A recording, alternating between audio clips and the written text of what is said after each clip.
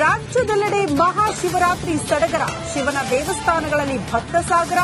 ರುದ್ರನಿಗೆ ವಿಶೇಷ ಪೂಜೆ ಪುನಸ್ಕಾರ. ಮಹಾಕುಂಭ ಮೇಳದಲ್ಲಿ ಮಹಾಶಿವರಾತ್ರಿ ವೈಭವ. ತ್ರಿವೇಣಿ ಸಂಗಮದಲ್ಲಿ ಕೋಟ್ಯಾಂತರ ಭಕ್ತರಿಂದ ಪುಣ್ಯಸ್ನಾನ. ಪ್ರಯಾಗ್ರಾಜ್ನಿಂದ Republic Kannada mega coverage. Raghava Chaitanya ಶಿವಲಿಂಗ ಪೂಜೆಗೆ ಅನುಮತಿ. ಲಾಡ್ಲೆ ಮಶಾಕ್ ದರ್ಗಾದಲ್ಲಿ ಇಂದು ಶಿವನ ಆರಾಧನೆಗೆ ಸಿದ್ಧತೆ. ಮಧ್ಯಾಹ್ನ 2 ರಿಂದ 6 ಗಂಟೆ ಒಳಗಡೆ 15 ಜನರಿಂದ ಪೂಜೆ. ಬೆಳಗಾವಿಯಲ್ಲಿ ಕಾವೇರಿದ ಭಾಷಾ ವಾರ್. ಕಾನೂನು ಸುವ್ಯವಸ್ಥೆಯತ್ತ ಸಿದ್ದು ಚಿತ್ತ.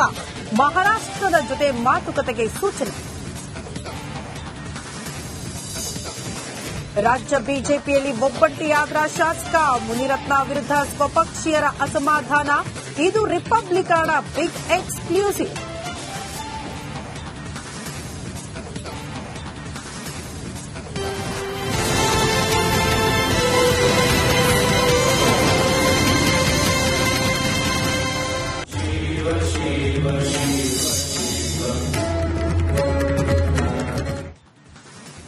ನಾಡಿನಾದ್ಯಂತ ಇವತ್ತು ಮಹಾಶಿವರಾತ್ರಿ ಹಬ್ಬದ ಸಂಭ್ರಮ ಮನೆ ಮಾಡಿದೆ.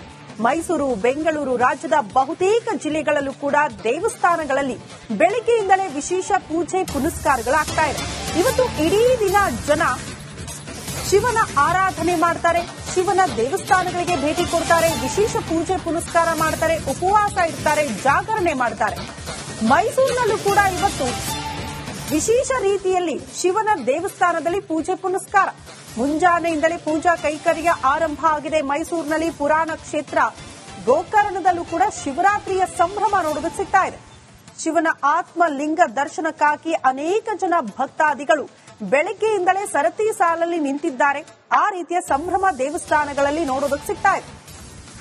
ಬೆಳಗ್ಗೆ ಎದ್ದು ಶಿವನ ಆರಾಧನೆ ಮಾಡುತ್ತಿದ್ದಾರೆ ಅನೇಕ ಜನ ಭಕ್ತಾದಿಗಳು. ರಾಜ್ಯದ ಬೇರೆ ಬೇರೆ ಜಿಲ್ಲೆಗಳಲ್ಲೂ ಕೂಡ ಇಂಥ ದೃಶ್ಯಗಳು ನೋಡೋದಕ್ಕೆ ಸಿಗ್ತಾ ಇದೆ. ಪರ್ಟಿಕ್ಯುಲರ್ ಆಗಿ ಶಿವನ ಆರಾಧನೆ. ಹಾಗಾಗಿ ಶಿವನ ದೇವಸ್ಥಾನಗಳಲ್ಲಿ ಇವತ್ತು ವಿಶೇಷ ಪೂಜೆ ಪುನಸ್ಕಾರಗಳು.